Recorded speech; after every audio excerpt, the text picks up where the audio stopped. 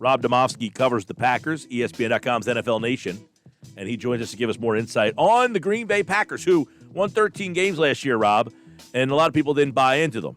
Is it a different team this time around? Because the Eagles went up there last year and moved the ball up and down the field on them. So should the Eagles fans feel confident this time around?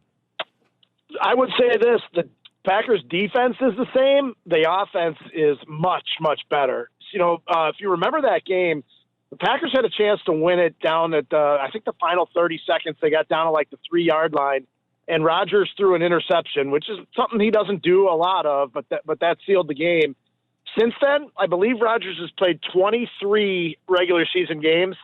In that span, he has 53 touchdowns and only 7 interceptions. They are clicking offensively much better this year, which I guess is to be expected because when the Eagles came in last year, it was the 4th game of Matt LaFleur's tenure as head coach, and he was still implementing his system, and Rodgers was still kind of falling back on some of his old habits. And it's a totally different offense right now. You guys will see it on Sunday. It's evolved to the point where you wouldn't even recognize it compared to what they were doing, in week 4 last year. Obviously Carson Wentz has had a ton of problems this year, and people are wondering, is it Wentz? Is it the play calling? Yeah. Rodgers seemingly has gone through some of that, but seems to, jump over whatever problems are in front of him. Is this a much happier Aaron Rodgers now in the second year here? I would say it's the happiest I've seen him in several years, maybe ever. He really bought into LaFleur, which is, it didn't show up last year necessarily on the field, but it showed up in the locker room. And I think that's what allowed him to go 13-3, even though the offense wasn't very good. I shouldn't say wasn't very good. They weren't very good by Aaron Rodgers standards. As Rodgers had said, I think earlier this year, he goes, I chuckle that, a down year for me is a career year for other guys. And that's probably true. But yeah, I mean, he's, I think people didn't know how he was going to react to A, the coaching change, to B, the fact that they drafted Jordan Love in the first round, his eventual replacement. And, he's come in like it lit a fire under him. So, and then the combination of that and just becoming more comfortable in this scheme, I think the result is what you're seeing, that right now he's probably, number 2 in the MVP race behind Mahomes. I'm glad you brought up the Love stuff because obviously Hurts was drafted here in the second round. And the last couple of weeks, people are wondering, well, how do you fit him in? I don't believe that anybody's asking those type of questions on how to fit the kid in out there.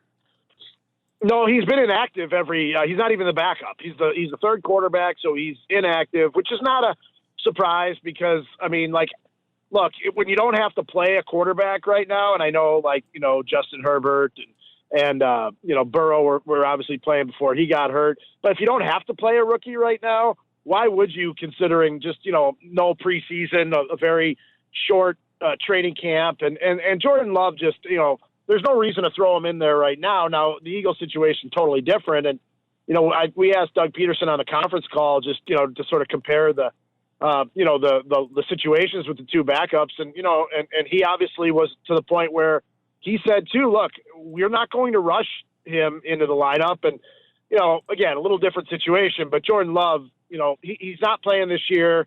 He probably won't play next year. And then we'll see what happens after that. All right. Rob Demovsky covers the Green Bay Packers. The Eagles will throw out their, 11th different offensive line this year. Yeah.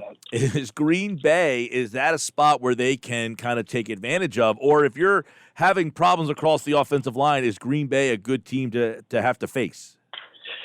Yeah, it's a good team to have to face against the run because, quite frankly, they're not very good at stopping it, especially right up the middle. Go back and look at the Bears game Sunday night, and David Montgomery ripped off off 60, 70-yarder just right up the gut against the Packers. And then the week before, the Colts started out the second half with 8 straight running plays, and Packers couldn't stop any of them. But if you're talking about blocking on the edges, if you're talking about your tackles, and I know they've moved Peters into guard, earlier, and that's a little strange to see him, inside. But if you're talking about pass rushing and pass blocking, that's where the Packers would have the big advantage. Zadarius Smith has not been as disruptive as last year, but still has been a huge factor. And their first-round pick from 2019, Rashawn Gary, another edge rusher, is finally starting to show why he was the 12th pick in the draft. So they are strong in the pass rush and weak against the run. How do you view that Darius Slay, Devontae Adams matchup? Yeah, it's been, obviously a matchup that we've seen a lot in the NFC North over the years. And, teams have really, tried all different ways to cover Adams. And really, nobody's had a lot of success doing it. Some teams have taken the thing, well, we're going to give him the underneath stuff, and he'll have games where he has 6 catches for 61 yards and a touchdown, which, is limiting. Or they'll have, teams will try to press him and they'll beat him off the line, and he'll end up with those 8 for 165 and 2 touchdown games. So it's sort of a pick your poison a little bit with him. He and Rodgers have, I would say, they built their chemistry and connection to the same point that it was between, Rodgers and say Jordy Nelson, who seemingly had this, telepathic connection. And going over, Eagles fans will remember, playing the Packers over the years. Favre had it with Antonio Freeman, over the years. And I'd say Adams is as good, if not better, than those connections that those guys had with their quarterbacks. Yeah, and Rob, I think one thing is when you look at good teams, they typically have found an identity. What would you say is the identity of this Green Bay team? I think it's 3 people. It's Aaron Rodgers, Devontae Adams, and Aaron Jones. I mean, they are that's what makes the Packers go. They get the ball to Aaron Jones, not just out of the backfield as a runner, but they throw it to him. His sort of, breakout was last year against Kansas City when he had like 150 yards receiving. So I think it's the LaFleur offense where you get pre-snap motion and you don't know whether the ball is going to the running back or it's going to the perimeter. And that's sort of what their identity has evolved into, which is different than what it was, when Rodgers was successful in his previous MVP seasons, where it was, we're going to run 3 wides every time and run, 2 guys going deep and 1 guy over the middle, and we're going to chuck it. It's a different identity, but it's equally effective. One matchup I always like to look for with these games with the Eagles is tight ends, because the linebacking core, although there's not Nate Gary out there anymore, it's always somewhere to target. It's the position to target. So can you see Tunyon's role being big on Sunday? Yeah, Tunyon's a guy who probably not a lot of people know about. In fact, we didn't know how to pronounce his name until about 3 weeks ago, and he had been here 3 years.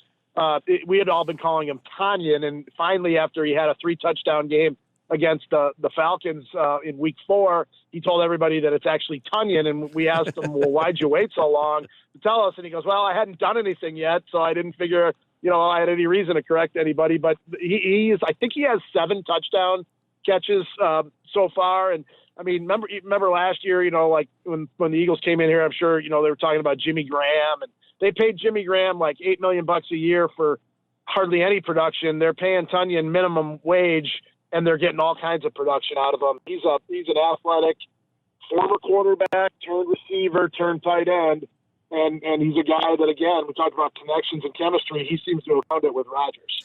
Well, obviously, the Eagles are really struggling along, and you look at Green Bay. I guess this is kind of one of those games that you find out a lot about the Packers in that, can you handle a bad this is a bad football team they're going to play this week. And do you anticipate that Green Bay will show that they're for real and that they could take care of a bad football team? Yeah, that's a great question because, and I don't think the Eagles are maybe as bad as Jacksonville, but I'll use Jacksonville as an example.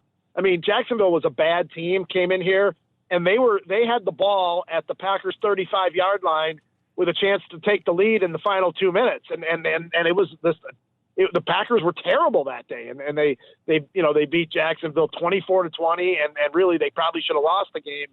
And a couple of weeks before that, they lose to a Minnesota team that had come in here with 1 win. Now Minnesota's gotten on a little bit more of a run, but it was a 1-4 or 1-5 team. And I would say that the Packers have laid a few eggs, even though they've won a couple of games against bad teams, but they have not looked good doing it. Whereas conversely, they looked really good against Indy, even though they lose a game, but that was against a really good football team. If they play the way that they played for most of the Indy game, they should bury these bad teams, but they've shown a little bit of a knack for not playing well against what you would consider bad teams. Well, this is one of them. You'll get to see up close and personal. This is a bad football team. Offensively, wretched. Defensively, they're okay. Offensively, wretched. Rob Demovsky covers the I can't believe the turnovers. The turnover numbers are just unbelievable when I looked at the Eagles. Just off the charts. Yeah, well, that's 12 offensive line changes. That'll do it. And the quarterback, you'll see a guy who's completely lost confidence, I think, when you see this guy up close. It's a shame.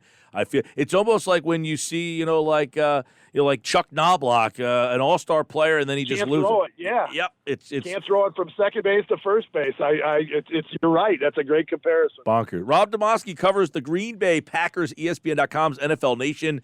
They host the Philadelphia Eagles. You can listen to that game right here on 97.3 ESPN. The pregame coverage starts at 3. Rob, thanks so much, pal. Yeah, best to everybody out there in the Philly, New Jersey area.